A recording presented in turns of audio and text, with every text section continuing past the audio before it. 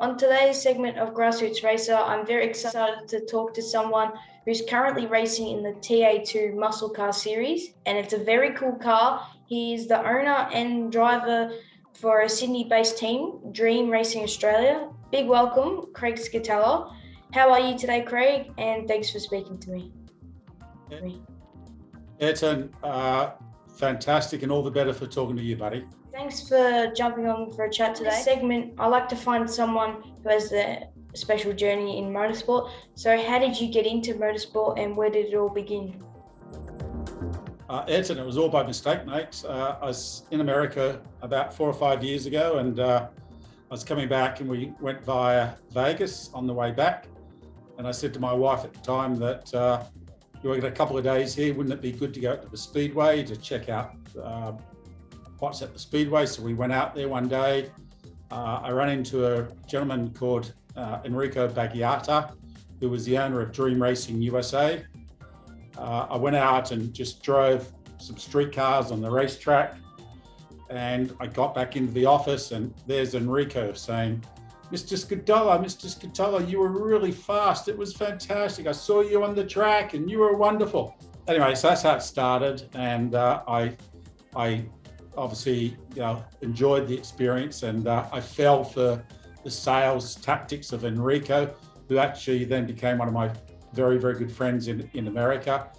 And so I probably went back there on 20 occasions over the next 2 years when I was there on business in Vegas, driving Ferraris, Ferrari 430, 458s, 488s, driving Lamborghini Huracan, race cars.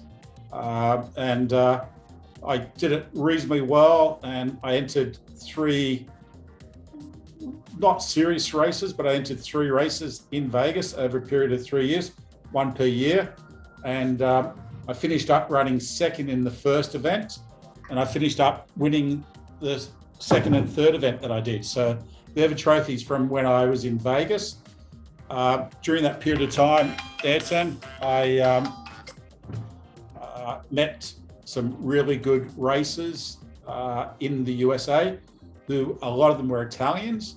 So these people have, to give you some idea, Enrico Baggiata, who owned Dream Racing USA, was a F1 driver for Ferrari. And the other owner, Adriano De Micheli, another Italian boy, he won probably 15 GT races in Europe during his years. Wow. So in 2.5 years, I sat with these guys.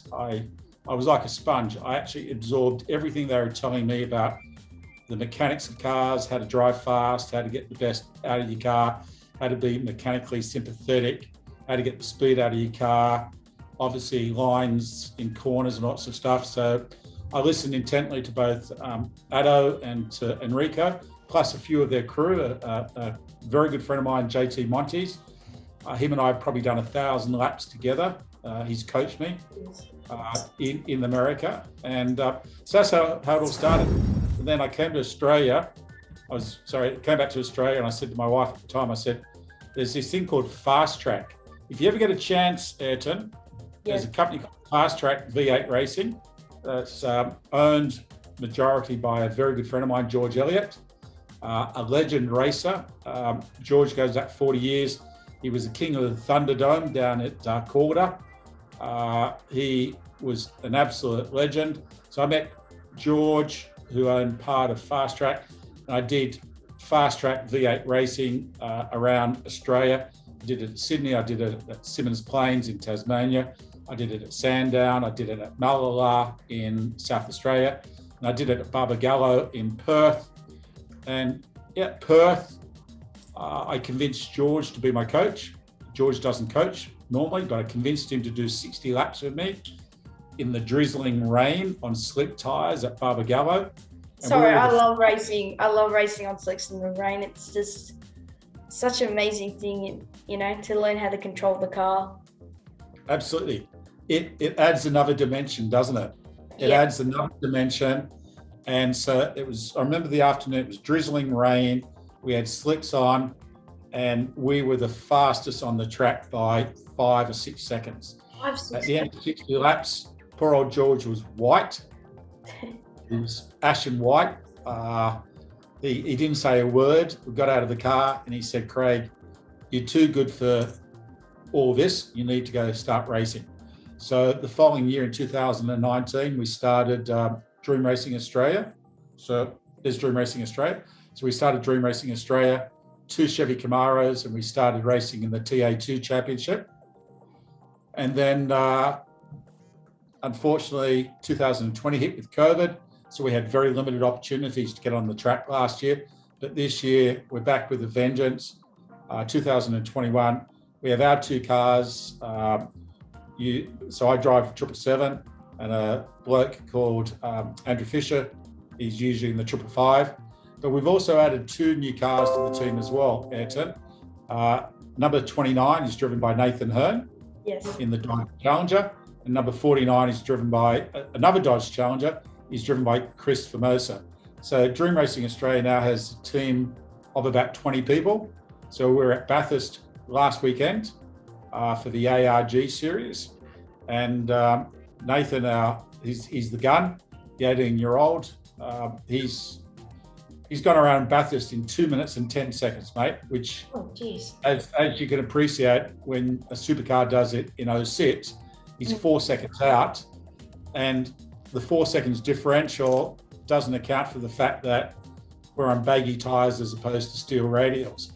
The supercars have a 6-speed sequential gearbox. We have a 4-speed H-box.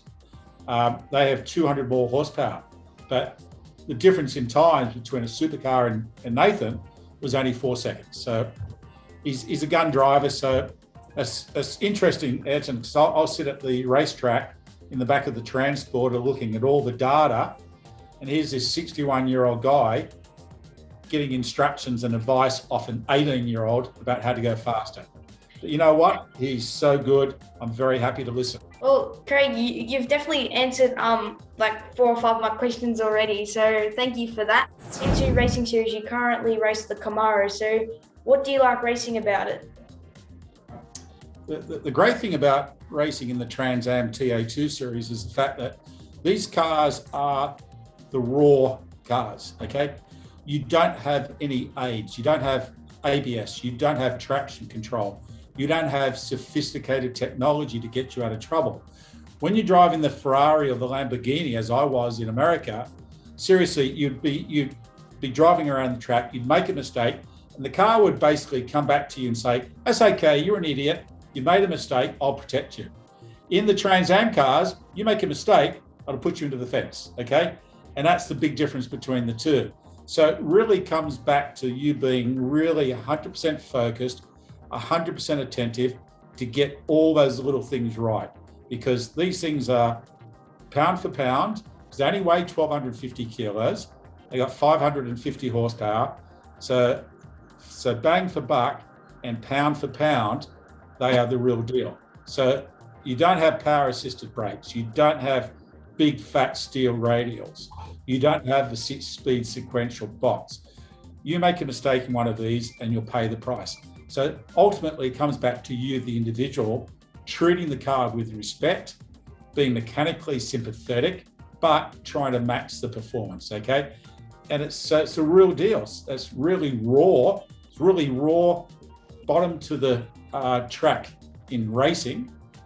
And that's what I like about this series. And the other thing I like about it, Ayrton, is the quality of the people, the caliber of the people. Peter Robertson, who started this here in Australia, has done an amazing job.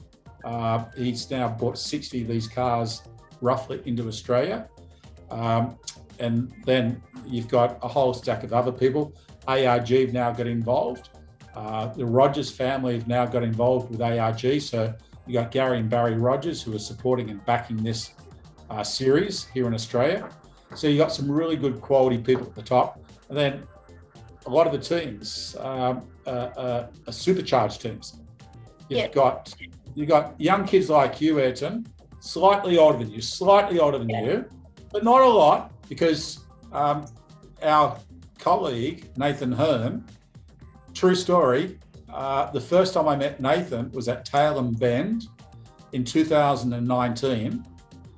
I was coming down the straight at 265 k's an hour, about to turn into corner one, and this car got up on the inside of me. I swore under my breath as I was driving as to how this person could get up on the inside of me at such a speed, and it was Nathan Hearn. And at the time, Ayrton, he was 16 years old, mate. He did not have a driver's license. He was 16 years old, and he was, the cheeky bugger was getting in front of me and everybody else at the age of 16, mate, a year before he got his driver's license. I always like to be the younger. I always moved up a bit earlier in karting, so I was always pretty much the youngest, and I quite like being the underdog and showing it to the older guys. Just a bit like Nathan, I guess. So I'm pretty sure this year you're racing with number 777, and do you have a connection to that number? And would you go as far as getting it shaved into your head or tattooed into your body? Thanks. I'll make this promise to you. The day I win a race in Trans Am, I'll get a tattoo of 777 somewhere on the body, okay? virtual handshake. Virtual handshake. That's a done deal, okay? All right. We'll get a tattoo of the 777 somewhere on the body when I win my first race, okay? But seven's my favourite number. Unfortunately, when I came into the series, 7 and 77 were both taken, so it's just a natural progression to go the 777. All right, so that's a bit funny. What was your most memorable race so far, good or bad? Really good question. Most memorable race, possibly the worst was at Bathurst in November when I was up there for the very first time, because you have this aura about Bathurst, Mount Panorama. That's the icon of Australian racing, okay? First time I'd ever been there for a race. We've done the practice, we've done the qualifying. I'd qualified reasonably well against not only Trans Am cars, but against GT cars, against Porsches and so forth. I qualified about 14th out of about 30 cars. Young guys like you, Ayrton, and a lot of old buggers as well. But I qualified 14th out of 30th, and I'm there. It's a rolling start coming across the start line at Bathurst, as you've seen on so many occasions. And I put the foot down at the start to drill into corner one there. As you know, it's the left-hander. Yeah. I put the foot down, nothing. I have no acceleration. I have no gas. I'd broken an axle at the start. So as we're about to cross the start line, I'd broken an axle. So that's probably the worst moment of my life racing, because there I am at the track that I've always wanted to race at. In my very first race, put the foot down and there's just nothing. So I was lucky because I was able to get around the corner and then pull off into the pits, okay? So that would probably be the worst thing that's happened to me so far. The best is I qualified very, very well at Sydney Motorsport Park in my first season of racing against 32 cars. I qualified 10th at Sydney Motorsport Park. That was an awesome experience. So to qualify 10th out of 32 cars at Sydney Motorsport Park was fantastic. But Ayrton, the Trans Am, what makes it so great, mate, is the quality of the drivers, okay? You've got all these generational drivers driving now. So you have Ben Grice, son of Alan Grice. You have Owen Kelly, son of Chaz Kelly. You have Nathan Hearn, son of Stuart Hearn. Stuart Hearn, 7 times National Speedway champion. You have Aaron Seaton, son of Glenn Seaton, who was the son of Bo Seaton, okay? Nash Morris, who's the son of Paul Morris. So you've got all these young kids, not a lot older than you, mate, not a lot older than you, 17, 18, 19, 20, 21, who are out there and they've had racing in their blood all their lives. And then you've got 4 or 5 supercar drivers driving in Trans Am now. So the competition has got really hot and it's fantastic. And that means everybody has to improve. There's a lot of different variety in Trans Am. I know I'm going to call out Dad here, but he's definitely a big fan of the Setons. Yeah. But you know how you said you raced overseas and then you came back to Australia. So what was the difference in racing between the USA and Australia? So the big difference between driving in the USA and driving in Australia, as I said before, Ayrton, is the fact that the cars we're driving overseas had full traction control, they had paddle shift, they had ABS braking, they had all these sophisticated electronic aids on them to make you look better than what you were. Here in Australia, these Trans Am cars are the real deal. They're pretty raw. They're a proper race car, but you have to drive these things to the best of your ability. And you've seen the Trans Am cars, you've seen the TA2 cars with their big baggy Hoosier tyres.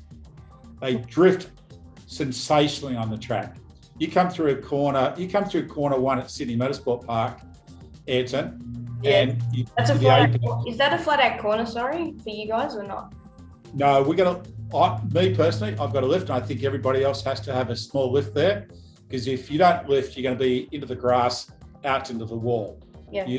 I think it's almost dead set impossible to go through there full speed. You're going through there at minimum speed, probably on a good lap, 200 k's an hour. Yeah. These cars, as you know, are capable of, depending upon your gearing at Sydney Motorsport Park, you probably hit 245, 250 down the straight with your gearing. So you're coming through that corner one at probably, you get it right, minimum speed of 200 k's an hour going through that corner. So you got to lift, otherwise you'll be out into the boondocks, mate. Yeah. So on my simulator, I've driven on Sydney Motorsport Park, which I'd love to have the opportunity to go there in real life soon, so I can, put that. What were you driving on the simulator, Ayrton? I do a bit of everything. I drove things from Formula V on the simulator to TCR. Yep. I was actually trying to look for muscle cars not long ago, but I can't seem to find anything. But yeah, you could, if you dip a wheel there after turn one, it ruins your whole run. It does, because it's more important to get the exit of turn one more than the entrance of turn one, because the exit gives you some speed and lines you up for corner two, which is critical, as you know. That's the double apex corner, corner two. I've probably done the short circuit at, so I coached there as well, Ayrton, with Fast Track. I've probably done, 3,000 laps around Sydney Motorsport Park. On the short circuit, on the Gardner circuit, I've probably only done 100 or 200 laps during my last couple of years. But, and it's funny, when I do the coaching, I talk to all my customers and so forth, and I ask them, guess how many perfect laps I've ever done at Sydney Motorsport Park? You know what the answer is? 0. I've never done a perfect lap anywhere in my life. And I don't think any driver, Ayrton, can say that they've ever done a perfect lap, because if you go back and reflect, even when you were go-karting, I'm sure at the various tracks you've been to, probably including Eastern Creek on the private track there, and you've probably done it 1,000 times, I bet you there's something you left on the circuit that you could improve better next time. So everything needs a sponsor, I guess, or a partner. So do you have any sponsors or partners that support the team? Yeah, we have CT Freight, which are our biggest sponsor and business partner. It's owned by a guy called Clive Thomas. They've been our freight partners in my business for 20 years, Ayrton. CT Freight, incredible company, incredible management. The owner, Clive Thomas, is a personal friend of mine, really awesome guy, and they do an incredible job moving freight all around the world, both sea freight and air freight. We have Maui Gym, sunglass people, so they provide all the crew with sunglasses and so forth. At various stages, we've had Philly Pies. At various stages, we've had a company called Kovacs, who is a software engineering company out of India. We had Fast Track V8 Racing as one of our sponsors. And as I said previously, I also coach for them. And that's owned by a gentleman called George Elliot. So they're currently partners as well. Previously, we've had Adrenaline, who you probably know of, adrenaline.com, and a few others. So as you can appreciate, you've got to deliver value for money to partners and corporate sponsors, Ayrton. And it's all about getting a balance. So accepting their goods or their product or their money is one thing, but you also got to give something fair and equitable back to them as well. So, it's always a challenge. And in a COVID environment last year, it was really tough to bring on new corporate partners. But I think this year and next year, as the money starts to go around the economy and as business starts to pick up, there'll be more money spent on motor racing, mate. Yeah, I always try and give back to my sponsors, like things like this, and even like wearing the hats for my sponsors. So I try to give back as best as possible. And to my sponsors out there who are listening, thank you so much. Just for my last question is, what social media platforms can the viewers find you on for Dream Racing Australia? We're on Facebook and Instagram. So we have very good sites on Facebook and Instagram, Ayrton. And we're probably the most followed Trans Am team on YouTube. So if anybody wants to go on YouTube, Dream Racing Australia, they will find fantastically produced, sensationally choreographed videos of about 15 of the events we've been to in the last 12 months. And in fact, in 2019, we won the award for being the best produced and most professional team in TA2. So in our first year of competition, we won the category or the award for being the best and most professional team in the TA2 paddock, okay? So every event we do, and this is really important, Ayrton, and I know you know this, every event we do a full video of that particular event. It goes on Instagram, it goes on Facebook, it goes on YouTube, it goes out to all our corporate partners, and it goes out to our wider community of friends, colleagues, etc., etc. So it's usually anywhere between a 3 and a 6 minute video of that weekend. It's a collage of photographs and videos. Videos could be, as it was with Bathurst a week or two ago, it's a combination of some in-car footage that we have of all the cars. And it also was Channel 7 coverage as well, because it was live to air on Channel 7. So a combination of that with some still photographs. And so if anybody wants to have a look at Dream Racing Australia, we're on Instagram, Facebook, and YouTube, mate. So everyone, make sure you follow Dream Racing Australia on all their socials that Craig just mentioned. It's been great catching up with you, Craig, and I really wish you and the team well for 2021. Hopefully I can get the chance to come and watch you race in person and maybe even do a training day at Eastern Creek. It would be awesome to see the team, come home and win the championship at the end of this year. And maybe even in the coming years, you could win some more championships. And like I said, thanks again, Craig. It's been awesome hearing about your motorsport journey. You've been really good. You've been talking a lot and answering the questions very well. So I appreciate that. And I also appreciate all the support coming from everyone onto this Grassroots Racer series. But one last thing, drive fast and take chances, everyone. Thanks. Thanks, Ayrton.